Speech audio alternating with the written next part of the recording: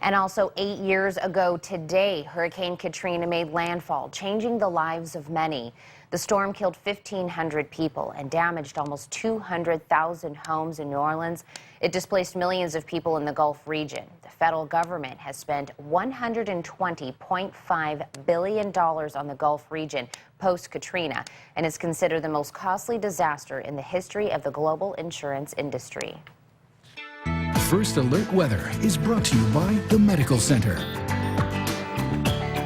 And in perspective, the tropics are very quiet right now. There's a couple of small disturbances that could turn into something a little bit later. We're getting close to the peak of the tropical season in the Atlantic Basin, which is around the 10th of September is about the peak day, and then it starts to go down, and the end of the season is typically November 30th. So we still have a little ways to go, but there just hasn't been a whole lot of activity there, and a lot of it has been because of dust that's been blowing off of Africa out into the Atlantic Basin, and that's been keeping those storms from really becoming much of anything. But we'll keep an eye on it, of course. Back here at home, 73 degrees, live Doppler radar showing an all clear across the area this morning. With the air quality, though, still a problem. In fact, it's gotten even worse. Not only are we in the red zone with the predominant pollen being the ragweeds being the big issue right now, but the ozone and now the molds have come up into the moderate category. And, of course, the UV index in the red zone. So we've got a lot of reason why some of us are suffering a lot from sneezing, wheezing, and sinus congestion. There's a lot in the air and a very stagnant air pattern. Temperatures are starting out in the low to mid 70s across the Mesonet sites this morning. And live from Doppler Cam, a few clouds. We'll see with the morning sunshine. Currently 73 degrees with a light southwest wind, 100% humidity, which means some of you may be seeing a little bit of patchy fog around the area this morning. We'll check some webcams. Franklin starting out partly cloudy, 73 degrees in Simpson County this morning. Mostly cloudy in Glasgow, 72 is your current temperature reading. We go to Mammoth Cave National Park.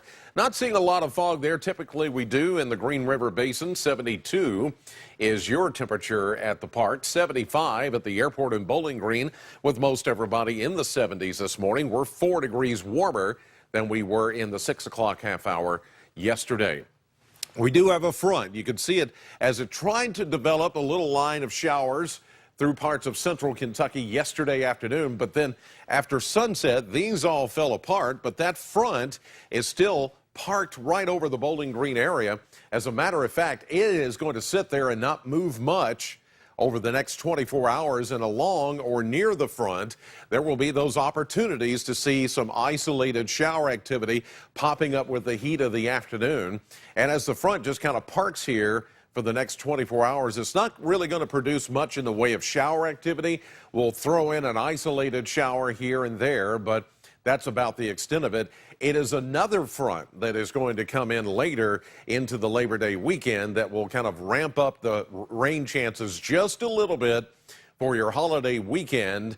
But then some nice changes are coming once that front moves through.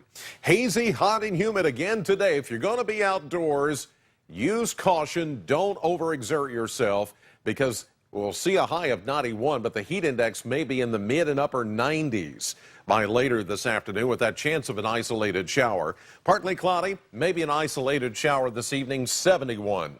Back to 91, hazy, hot, and humid tomorrow.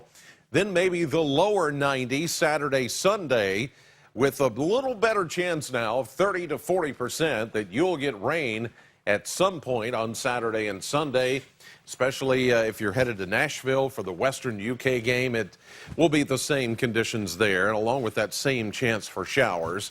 Same goes for Labor Day Monday at 90, but as I mentioned, it's behind that front that we cool things down and take out the humidity levels just a bit and go back down into the 80s for the middle of next week. Well, I'm not looking for you to look too far in advance, but do we think those 90s, it's That's done it. and over? As I said before, I said this may be the last little streak of 90s that we see for the summer. This is it? It could be. It could be. Wow.